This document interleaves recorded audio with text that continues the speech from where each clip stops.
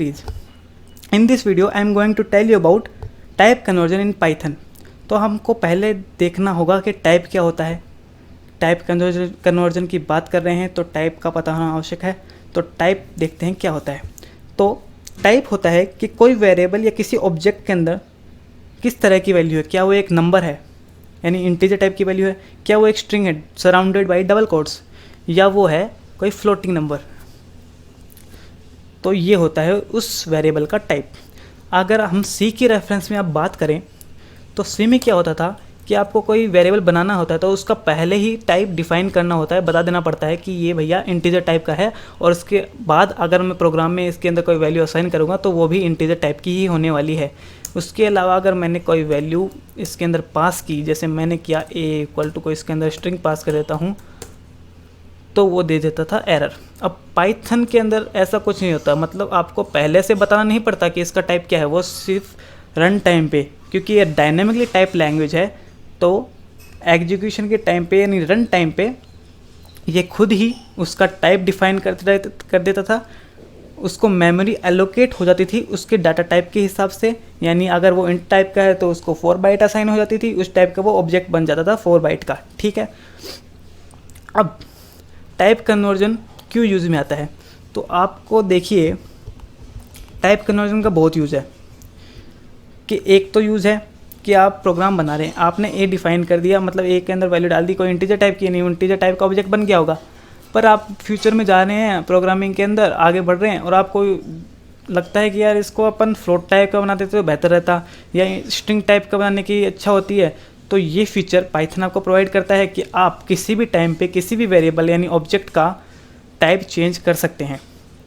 तो इसके लिए मैं आपको पहले फंक्शन बता देता हूँ जिसकी मदद से आप किस टाइप चेंज करेंगे. तो पहला लिखिए आप स्ट्रिंग फंक्शन, str फंक्शन.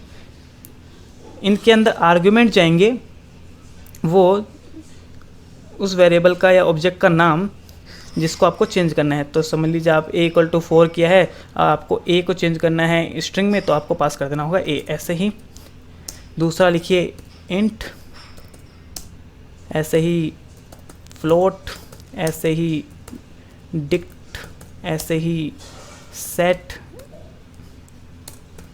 ऐसे ही लिस्ट, ऐसे ही कॉम्प्लेक्स. तो ऐसे कई सारे आपके पास टाइप कन्वर्जन के फंक्शन हैं. तो अभी हम मेनली बात करेंगे इन 3 फंक्शन की जो हैं स्ट्रिंग, फ्लोट और इंटीजर. तो इनको देखते हैं एक एक करके.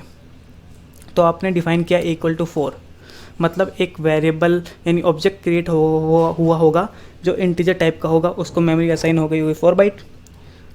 अब हम बोलते हैं कि यार इसका टाइप चेक कर लीजिए आप, क्योंकि आपको क्या पता है इंटीजर टाइप का बना भी है या नहीं.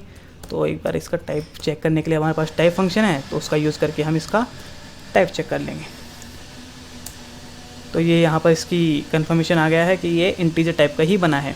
चलिए अब इसको कन्वर्ट करने का मन हो रहा है, तो कन्वर्ट करने के लिए हम यूज़ करेंगे, समझ लो पहले कन्वर्ट करते हैं इसको फ्लोट में.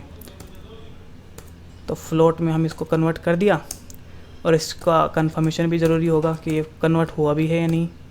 तो इसके लिए इसका प्रिंट कर दीजिए टाइप, और इसको रन करा दीजिए. तो ये आपको देखिए दूसरा वाला प्रिंट फंक्शन चला है और इसके अंदर आया फ्लोट, यानी वो फ्लोट टाइप में कन्वर्ट हो चुका है.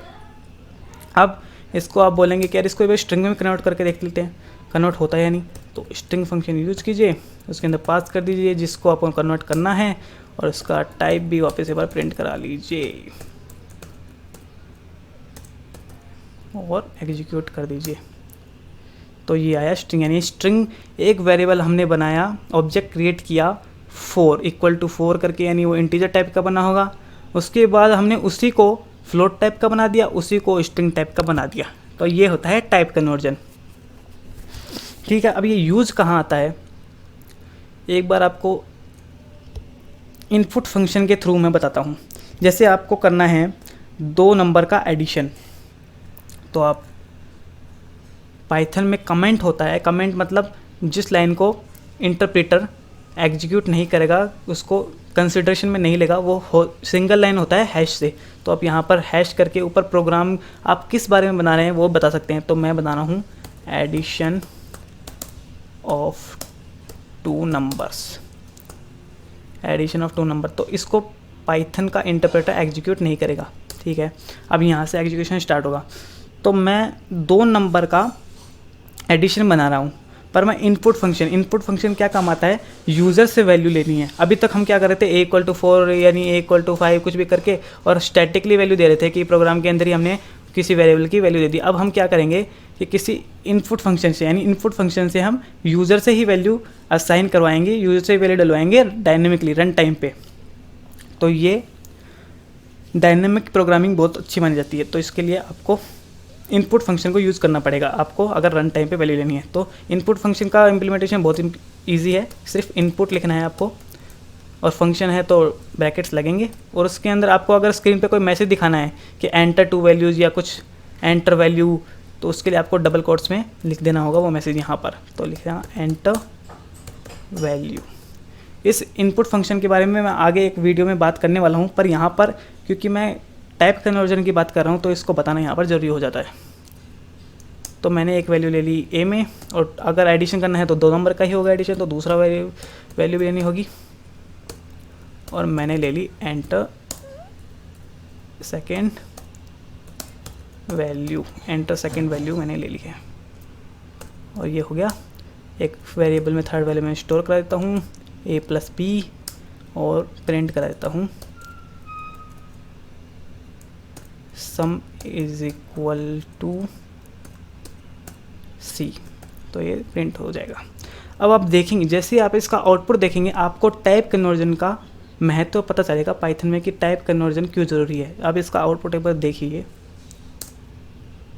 पहले वैल्यू मांग रहा है तो पहली वैल्यू मैं 12 और दूसरी वैल्यू देता हूँ 12, यानी 24 आउटपुट आना चाहिए। अब देखिए इसका आउटपुट, इसका आया है आउटपुट 12, यानी ये स्ट्रिंग कॉन्कैटिनेट हुआ है।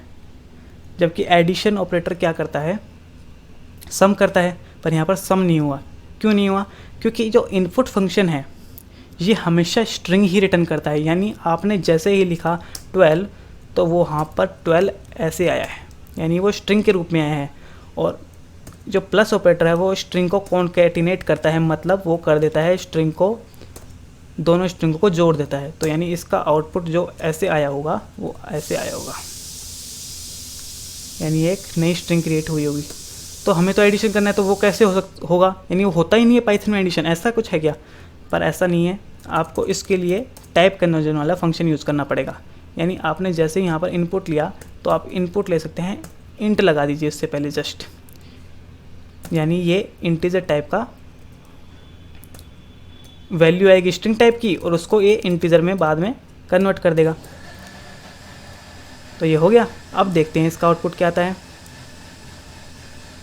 तो देखिए वैल्यू मांगा है मैंने कि 12, सेकेंड वैल्यू वापस 12 कर दी, ये आ गया 24। तो अब आपको समझ में आया होगा कि टाइप कन्वर्जन क्यों ज़रूरी है पाइथन में। इसका एक यूज़ ये भी है, ठीक है। तो अगर ये वीडियो पसंद आया है तो इसको लाइक कीजिए, सब्सक्राइब कीजिए चैनल को, और देखते रहिए आर्यभट्ट। Thank you.